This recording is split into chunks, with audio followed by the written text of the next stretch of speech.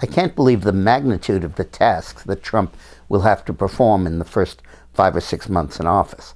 They are simply unbelievable. The first one, of course, is Obamacare. And because the Congress will pass, or has passed, and he will sign on taking office, a repealer of Obamacare, he's got to replace it within 90 or 120 days, which means he has 3 or 4 months to design a system that would embrace 1/6 of the total American economy, the amount spent on health care, and would vitally affect the lives of every single American. And he's got to do it by passing it in the Senate with 50 votes. If it's 50-50, Pence will break the tie in his favor.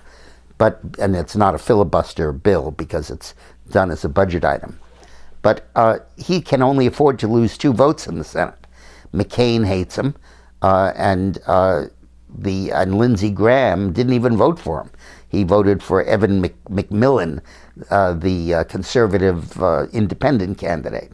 And you have 7 other U.S. senators, Republicans, who refused to endorse Trump even after he won the Republican nomination. So he's got to corral those 9 senators. And that's going to be a very, very difficult task, particularly on health care legislation.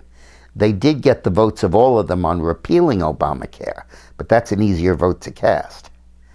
After that, or at the same time, he's got to steer his confirmations through. I think he'll get them all except maybe Pellier, the labor secretary, because of a domestic violence episode. But I think he'll get those appointments confirmed. And then he's got to appoint a Supreme Court judge. He can't let the court sit there with 8 justices.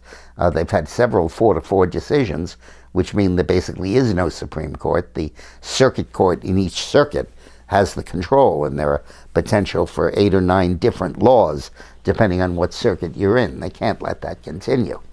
And that appointment is going to be a very difficult one. If he doesn't reform the filibuster law and exempt Supreme Court nominees from filibusters, he's going to have to attract 8 Democrats to support his appointment, at the same time that he holds the entire right wing of the party in line that he's named a conservative enough judge. And then he's got to appoint a judge to the Supreme Court. He can't let the current 8-man court continue. There have already been several 4-4 deadlocks on important cases. And a 4-4 deadlock means there is no Supreme Court decision. And the circuit court decision stands. And there are many different circuit courts, I believe 8 or 9. And they could be in conflict with each other. And you could have different laws, different federal laws in different parts of the country. Can't continue.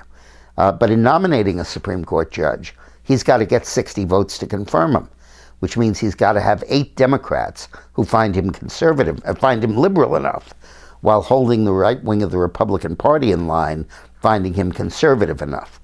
The solution to that probably is to eliminate the filibuster for Supreme Court nominations, something I've been urging and I think he's going to have to do. But even so, keeping 52 votes in line is going to be a daunting task, especially since there are some pro-choice Republicans who would have to vote on that appointment. And then when he finishes that, he's got to go into the most complicated field in American politics, tax reform. And he's going to try to lower the corporate tax, lower individual taxes, decrease tax deductions, including the mortgage interest tax. He'll leave it intact, but say that only 90% of it can be deducted or something like that. And then repatriating foreign capital. And while all of this is happening, he's got North Korea and China bent on doing anything they can to destabilize his regime and cause a crisis.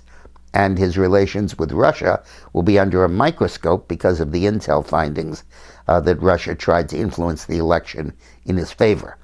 And on top of all of that, the administration is literally booby-trapped by Obama. Every agency has a federal rule or regulation or executive order governing every aspect of the policy. And when he tries to do Arctic drilling, when he tries to expand offshore drilling in other areas, when he tries to reverse the overtime rule at the Department of Labor or to reverse the deregulation of the internet, or to reverse the EPA regulations, the job-killing regulations on power plants. All of that, they're booby-trapped. He's going to have, each time he tries to do it, a new litigation, probably a new injunction, and he'll have to navigate his way through that minefield. Oh my God. Well, he asked for it, but he has his work cut out for him. Now, tomorrow is the blessed day when Obama gives up power, and I'm going to be back with a special lunch alert after the inauguration.